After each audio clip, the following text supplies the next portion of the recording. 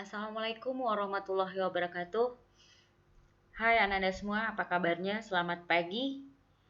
Semoga Ananda semua tetap sehat dan tetap semangat. Baiklah, pagi ini kita akan masuk materi baru, yaitu tentang PLC atau yang disebut juga dengan Product Life Cycle. Dengan kompetensi dasar menganalisis daur hidup produk dan menentukan daur hidup produk. Sebelum kita mulai pembelajaran kita pada pagi hari ini, seperti biasa kita berdoa. Ananda yang muslim membacakan basmalah, Ananda yang non-muslim berdoa menurut agama dan kepercayaannya masing-masing. Oke, sebelum kita mulai ke materi-materinya, habis ini kita lihat dulu apa tujuan dari pembelajaran kita pada kali ini. Yuk kita lihat bersama.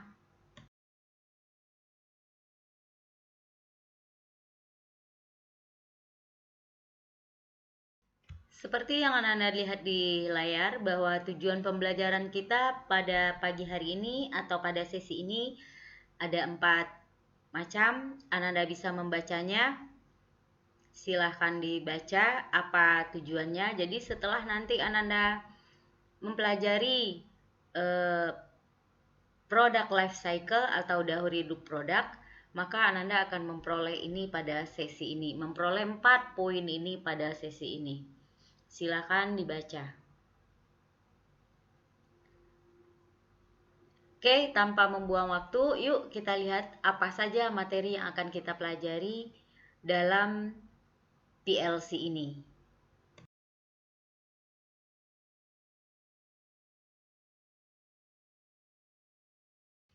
Oke, Ananda semua, inilah materi yang akan kita pelajari dalam PLC atau Product Life Cycle atau siklus daur produk, di mana ada 4 materi di sini yang Anda bisa lihat. Namun 4-4-nya ini merupakan tahap dari PLC itu sendiri. Nah, ada yang pertama namanya tahap perkenalan produk atau introduction, yang kedua tahap pertumbuhan atau growth, yang ketiga tahap kedewasaan maturity, yang keempat tahap penurunan atau decline. Nah, pada pagi hari ini kita hanya mempelajari 2 tahap saja. Yang pertama adalah tahap perkenalan dan yang kedua adalah tahap pertumbuhan. Yuk kita lihat materi yang pertama.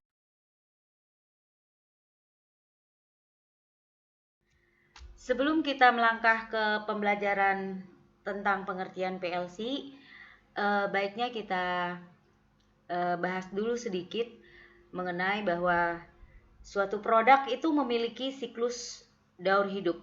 Nah, siklus daur hidup produk pada setiap produk itu berbeda-beda. Ada yang cepat hilangnya, ada juga yang dapat bertahan dalam jangka waktu yang relatif lama. Nah, biasanya produk yang tidak bertahan dalam jangka waktu yang relatif lama atau hanya sebentar saja itu biasanya pada produk-produk elektronik. Nah, memahami konsep siklus daur hidup produk atau product life cycle ini merupakan suatu hal yang penting bagi setiap produsen untuk memproduksi dan memasarkan produknya. Siklus daur hidup produk merupakan konsep yang penting dalam pemasaran. Kenapa? Karena memberikan pemahaman yang mendalam mengenai dinamika bersaing suatu produk. Nah, sekarang kita lihat pengertian dari PLC itu saya ambil dari 2 pendapat ahli. Yang pertama dari Fandi Ciptono, yang kedua dari Kotler. Nah, menurut Ciptono bahwa PLC itu adalah suatu grafik yang menggambarkan riwayat suatu produk sejak diperkenalkan ke pasar sampai dengan ditarik lagi dari pasar. Jadi semenjak awal perkenalan, dia tumbuh di pasar, dia mengalami pendewasaan di pasar, kemudian dia mengalami penurunan di pasar dan di saat itulah dia ditarik. Nah, sedangkan menurut Kotler, product life cycle itu adalah suatu usaha untuk mengenali tahapan yang berbeda dalam sejarah penjualan produk. Berikutnya kita lihat slide selanjutnya. Setelah kita tahu apa itu pengertian daripada PLC, sekarang kita lihat apa sih karakteristik dari tahapan PLC itu sendiri. Nah, sesuai dengan tahapannya, jadi karakteristiknya juga ada 4. Yang pertama, pada tahap perkenalan, penjualan rendah, biaya per pelanggan tinggi, laba negatif, pelanggan inovator, dan pesaing sedikit. Karena produk baru, jadi kita memerlukan promosi yang gencar. Disitulah yang dikatakan bahwa biaya ada tinggi di sini. Nah, pada saat yang kedua karakteristiknya, pada tahap pertumbuhan, itu penjualan mulai meningkat dengan cepat. Kenapa? Karena produk sudah dikenal oleh pasar. Nah, di sini biaya rata-rata per pelanggan, laba meningkat, pelanggan pemakai awal, dan pesaing jumlahnya bertambah. Yang ketiga, pada tahap kedewasaan, itu produk berada di puncak penjualan. Biaya per pelanggan yang rendah sehingga laba menjadi tinggi. Nah, pelanggan mayoritas tengah dan jumlah pesaing stabil mulai menurun. Di karakteristik keempat, yaitu pada tahap penurunan, terjadi penurunan penjualan. Biaya per pelanggan rendah, laba menurun. Nah, pelanggan pemakai terlambat dan pesaing jumlahnya menurun. Maksud pelanggan pemakai terlambat ini mungkin seperti ini. Bulan 2 bulan lalu ada suatu fashion yang hits. Nah, biasanya orang rata-rata setelah musim itu berlalu dia baru memakai. Nah, ini yang disebut dengan pemakai terlambat atau pelanggan pemakai terlambat. Nah, inilah karakteristik tahapan daripada PLC atau Product Life Cycle. Nah, sebelum kita masuk pada tahap-tahapan daripada PLC, nah ini ada untuk sekedar tahu saja, ini ada kurva PLC atau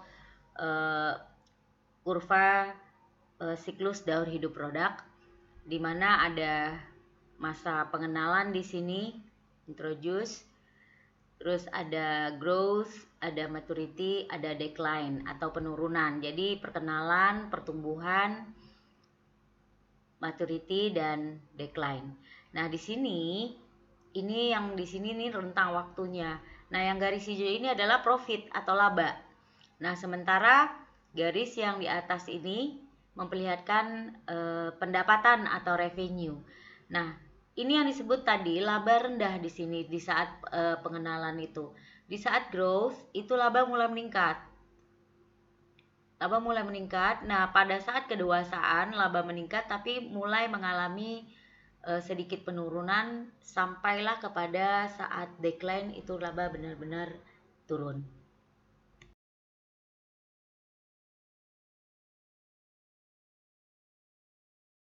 Oke, sekarang kita lihat mengapa produsen harus memahami PLC.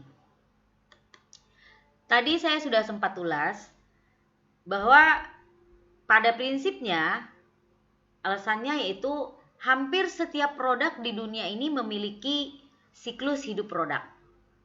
Namun, jangka waktu siklus hidup produk pada setiap produk itu berbeda-beda, tidak sama.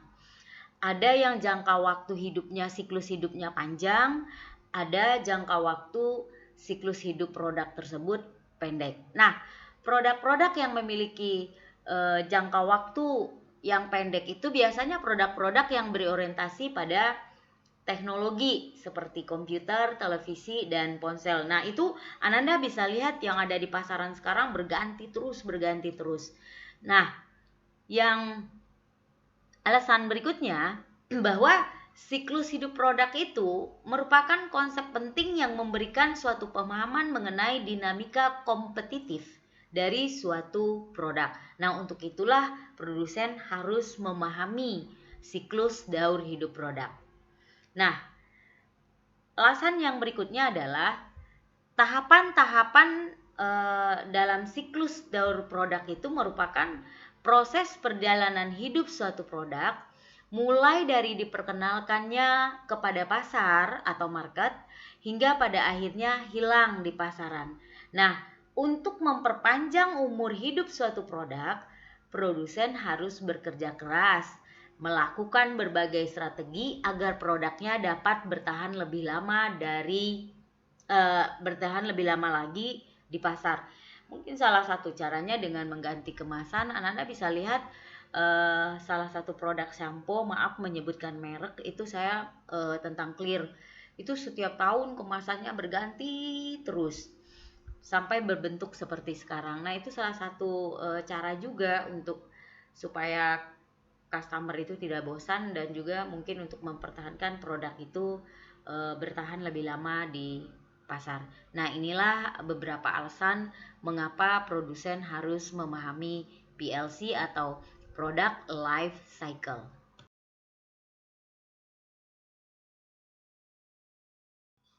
Nah, seperti yang udah saya ulas di awal tadi, bahwa siklus daur hidup produk atau PLC itu ada 4 tahap.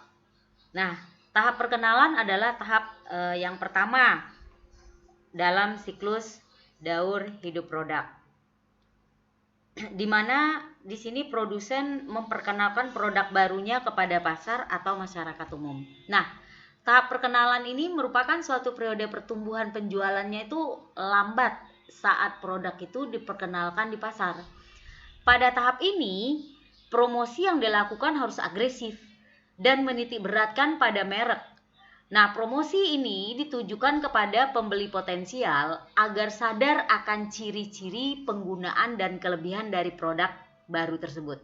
Nah, kesulitan yang mungkin terjadi pada tahap ini adalah hanya sedikit penjual yang memiliki daya dan kemampuan untuk meluncurkan produk baru. Daya dan kemampuan ini maksudnya di sini adalah sumber daya, baik itu sumber daya manusia maupun sumber daya yang lainnya. Nah, di mana harga awal dari suatu produk baru itu pasti lebih tinggi. Nah, kesulitan-kesulitan ini sering membuat seorang produser dengan produknya gagal pada tahap perkenalan. Nah, di sini bisa kita lihat juga ciri-ciri dari tahap perkenalan tersebut. Yang pertama, penjualan rendah. Jika penjualan rendah, itu akan mengakibatkan laba yang didapat juga rendah atau profit yang kita dapat juga rendah.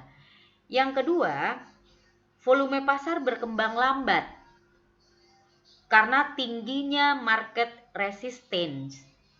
Yang ketiga, persaingan masih relatif kecil karena masih sedikit ya. Yang keempat, tingkat kegagalan relatif tinggi.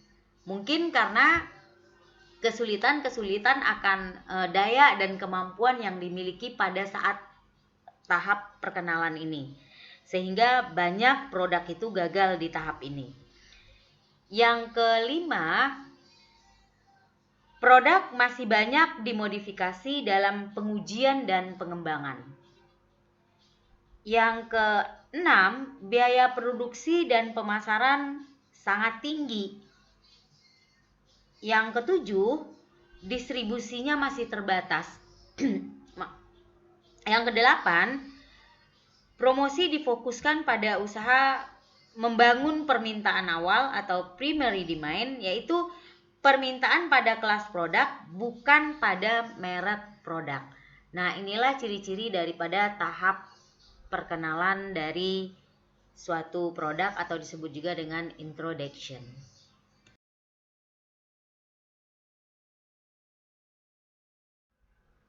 Sekarang kita lihat strategi pemasaran di setiap tahapan produk life cycle. Nah, konsep siklus daur hidup produk dapat digunakan dalam mengembangkan strategi pemasaran. Nah, di sini adapun strategi pemasaran yang dapat digunakan dalam tahapan siklus daur hidup produk, kita lihat pada tahapan perkenalan itu ada 4 strategi. Namun sebelum itu, kita akan melihat di sini Yang pertama, strategi pemasaran dalam tahap perkenalan ini, pada tahap perkenalan ditujukan untuk membangun kesadaran akan produk secara meluas dan mendorong konsumen untuk mencoba produk tersebut. Nah, untuk penentukan harga terdapat dua strategi yang diterapkan pada tahap ini. Yang pertama, menetapkan harga tinggi untuk menutup biaya dengan cepat dan membuat barrier to entry bagi produsen lainnya. Yang kedua, menetapkan harga yang rendah untuk memperoleh pasar yang tepat. Jadi, strategi pemasaran pada tahap perkenalan ini ditujukan untuk membangun kesadaran akan produk secara meluas dan mendorong konsumen untuk mencoba produk tersebut. Nah, ada 4 strategi yang digunakan pada tahap perkenalan ini. Yang pertama adalah rapid skimming strategi atau strategi peluncuran cepat. Nah, peluncuran produk baru dengan harga tinggi dan level promosi tinggi. Strategi ini dipakai untuk mempercepat laju penerobosan pasar. Strategi ini dapat diterima dengan asumsi besar bahwa pasar potensial tidak menyadari produk itu. Harga yang diminta, perusahaan menghadapi persaingan potensial dan untuk membangun preference merek. Jadi strategi ini dapat diterima, ada asumsinya. Yang pertama, sebagian besar itu pasar potensial tidak menyadari adanya produk. Terus harga yang diminta, perusahaan yang menghadapi persaingan potensial dan untuk membangun preferensi merek. Strategi yang kedua adalah strategi peluncuran lambat. Nah, peluncuran produk baru dengan harga tinggi dan sedikit promosi. Promosi yang rendah agar biaya pemasaran tidak terlalu tinggi. Nah, strategi ini akan berhasil jika besarnya pasar terbatas, sebagian besar konsumen mengetahui keberadaan produk. Jadi kebalikan dari yang pertama tadi ya. Dan konsumen mau membeli dengan harga tinggi dan bersaing dan pesaing potensial belum muncul. Nah, kita lihat strategi yang ketiga yaitu strategi penetrasi cepat. Nah, di sini peluncuran produk dengan harga rendah tapi promosi tinggi. Tujuan dari strategi ini adalah untuk memperoleh penerimaan pasar yang cepat dan memperoleh pangsa pasar yang besar. Strategi ini berhasil jika pasar sangat luas, konsumen belum mengetahui keberadaan produk, konsumen sangat peka terhadap produk, dan terdapat indikasi persaingan potensial yang besar. Nah, dengan ada asumsi ini, maka strategi penetrasi cepat akan sukses berjalan di tahap ini. Nah, yang keempat ada namanya strategi penetrasi lambat atau slow penetration strategy. Nah, peluncuran produk dengan harga rendah, promosi rendah, itu artinya. Nah, keberhasilan strategi ini harus didukung dengan pasar yang sangat luas. Terus konsumen mengetahui keberadaan produk. Konsumen peka terhadap harga dan persaingan potensial sangat rendah di sini. Nah, inilah 4 strategi pemasaran pada tahap perkenalan.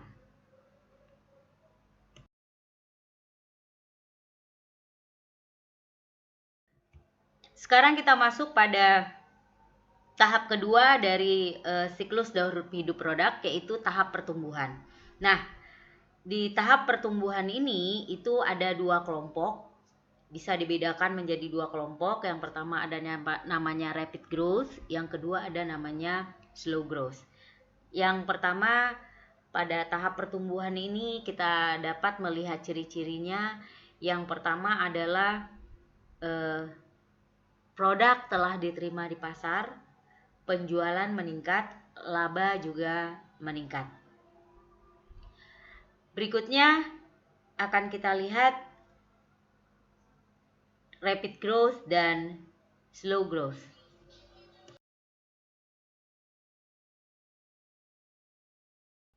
Nah, tadi kan ada tahap pertumbuhan itu bisa dibedakan menjadi dua bagian. Yang pertama rapid growth dan yang kedua adalah slow growth. Nah, sekarang kita lihat rapid growth.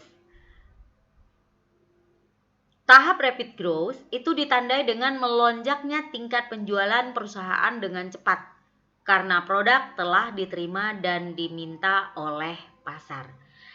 Tidak semua produk baru dapat mencapai tahap ini. Bahkan tidak sedikit produk baru gagal di tahap perkenalan. Namun jika produk baru berhasil sesuai dengan kebutuhan konsumen, maka keadaan ini akan menarik pesaing untuk memasuki industri tersebut dengan produk tiruan. Nah, strategi yang bisa bentuk-bentuk strategi pemasaran yang bisa dilakukan pada tahap rapid growth ini adalah penyempurnaan produk. Nah, ini penyempurnaan produk ini bisa dengan menambahkan karakteristik atau sifat tertentu dan bisa juga membuat produk baru. Yang kedua adalah pengembangan segmen pasar baru, mencari segmen pasar baru. Yang ketiga adalah penambahan saluran distribusi baru. Kenapa? Karena seperti tadi yang sudah dibilang bahwa pada tahap ini melonjak tingkat penjualan perusahaan dengan cepat yang dikarenakan produk telah diterima dan diminta oleh pasar. Yang keempat adalah selective demand stimulation. Sedangkan yang terakhir adalah pengurangan harga untuk merebut konsumen baru. Nah, strategi pemasaran pada tahap pertumbuhan adalah mutu produk ditingkatkan dan lini produk diperluas untuk menarik segmen baru. Itu intinya. Ini strategi pemasaran yang bisa dipakai pada tahap rapid growth. Sekarang kita lihat slow growth.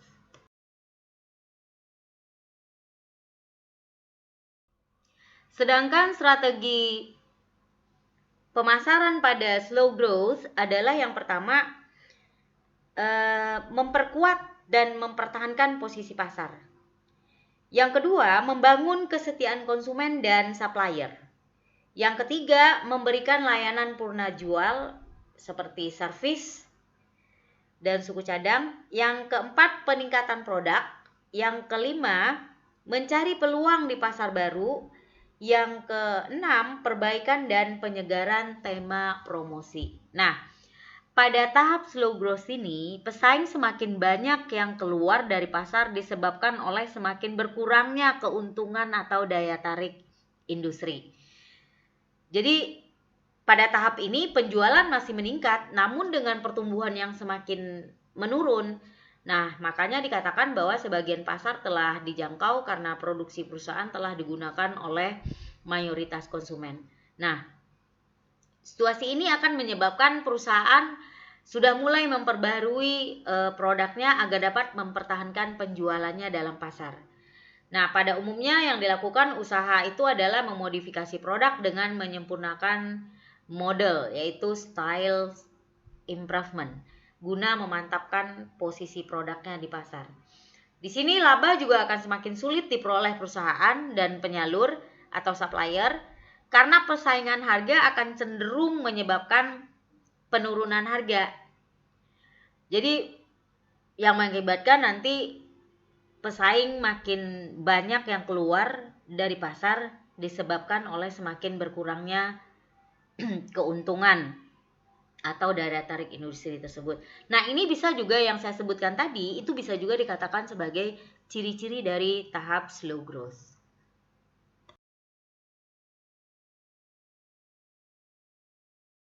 Oke, Anda semua, tanpa kita sadari bahwa pembelajaran atau materi pembelajaran pada hari ini sudah selesai kita laksanakan atau sudah selesai kita bahas. Namun sebelum benar-benar ditutup, Bu Reja ingin menyimpulkan kembali bahwa tadi kita sudah mempelajari tentang siklus daur hidup produk, di mana setiap produk memiliki siklus daur hidup yang berbeda-beda. Terus kita juga sudah mempelajari mengapa seorang produsen itu harus memahami dan mengerti tentang PLC. Salah satu alasannya adalah karena siklus daur hidup produk, setiap produk itu berbeda-beda, ada yang pendek waktunya, ada yang panjang.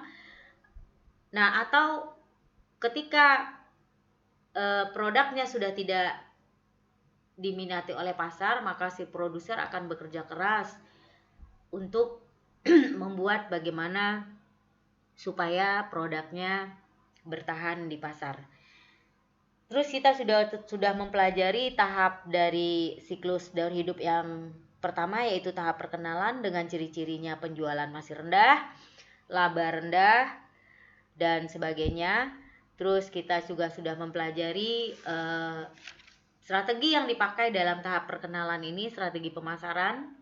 Yang pertama adalah rapid scamming strategy, yang kedua slow scamming strategy, yang ketiga rapid penetration strategy, yang keempat adalah slow penetration strategy. Juga kita sudah membahas tahap yang kedua, yaitu tahap pertumbuhan yang dibedakan atas dua, rapid growth dan slow growth, di mana tadi sudah ada masing-masing strateginya yang sudah kita ulas bersama. Sebelum benar-benar berakhir, Bu Reja mengingatkan Ananda yang masih belum bertanggung jawab dengan tugasnya di Google Classroom, mohon segera tuntaskan, segera selesaikan. Terus nanti next time, pertemuan ke depan, kita akan mempelajari daur hidup yang ketiga, yaitu tahap yang ketiga, yaitu tahap kedewasaan dan tahap penurunan atau decline. Oke, sampai di sini. Sebelum berakhir, Ananda yang Muslim membacakan hamdalah dan Ananda yang non-Muslim membacakan atau berdoa menurut agama dan kepercayaan Ananda masing-masing. Oke, see you next time.